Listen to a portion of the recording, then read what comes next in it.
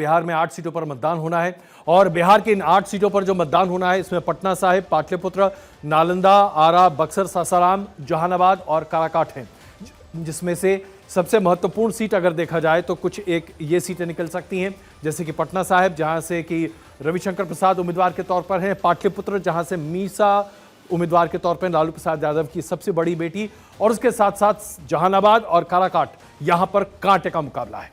कुल मिलाकर अगर देखें तो यहां पर जो समीकरण है वो पिछले बार के मुकाबले बदला जरूर है, लेकिन ये एक तरह से सेम ही है। एनडीए में बीजेपी और जेडीयू शामिल हैं।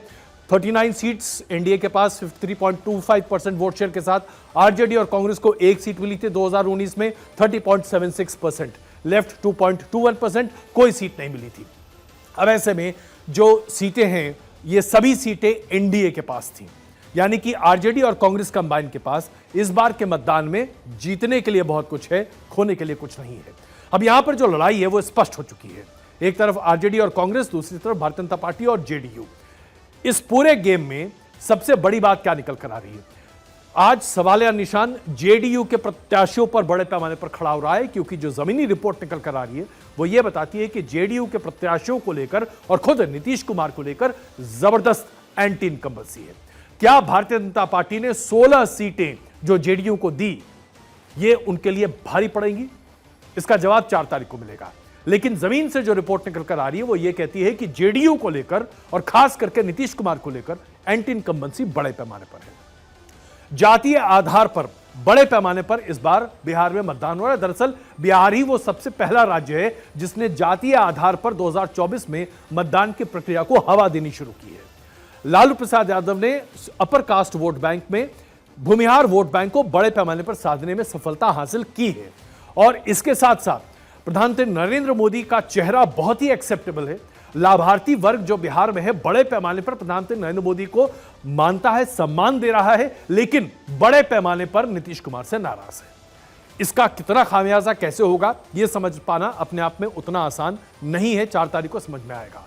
इसके साथ साथ रामविलास पासवान के बेटे चिराग पासवान, वो और उनकी पार्टी का जो ग्राउंड रिपोर्ट निकल कर आ रहा है उनका स्ट्राइक रेट पहले से कहीं ज्यादा बेहतर होने जा रहा है। 5 सीटें उन्हें मिली हैं। 5 सीटों में ऐसा लोग बता रहे हैं कि वो शायद 60% से ज्यादा सक्सेस रेट के साथ आ जाएं, और खुद चिराग पासवान अपनी सीट पर बहुत ही आश्वस्त हैं। कुल मिलाकर देखें तो बिहार इस बार, जैसा मैं काराकाट की बात कर रहा था, काराकाट में अगर आप देखें तो वहां पर पूरी तरीके से जातीय आधार पर है और जाति भी बटी हुई है। जो जाति काराकाट में एनडीए के साथ है वही जाति जहानाबाद में एनडीए के खिलाफ है।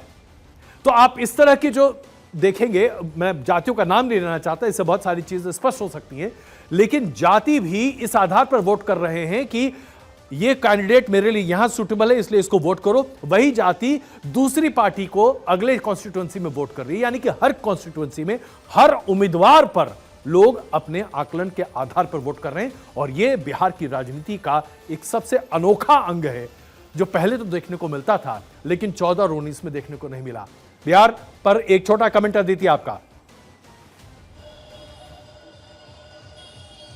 क्योंकि आपने कहा जातियों का मैं नाम नहीं लूंगा, लेकिन जिस सीट का आपने जिक्र किया जहानाबाद, यहां पर जो एनडीए का कैंडिडेट है उसको पसंद नहीं किया जा रहा। अब ये जो पूरी बाजी है वो पिछड़ा और अति पिछड़े के हाथ में जा चुकी है, और अति पिछड़ा नीतीश कुमार के चेहरे पर है, लेकिन नीतीश कुमार का चेहरा अब उतना पॉपुलर नहीं रहा। ऐसी स्थिति में नरेंद्र मोदी के कंधों पर जिम्मेदारी है कि अति पिछड़ा वोट एनडीए से खिसक के आरजेडी के पास ना जाए, और सही मामले में भूमियार बट रहे हैं और मुस्लिम और यादव एकजुट हैं। इसीलिए बिहार एक बहुत ही इस तरह की स्विंग सीट हो गई है, स्टेट हो गया है, जहां पर शायद 4 जून को ही कुछ कहना बेहतर होगा, और भारतीय जनता पार्टी के जो दिग्गज हैं वो भी इंटरनली बिहार को लेकर सेटिस्फाइड नहीं है, क्योंकि बिहार में बहुत एनर्जी, टाइम और स्ट्रैटेजी इन्वेस्ट की थी जो आउटकम निकलकर नहीं अभी नजर आ रहा है। बिल्कुल।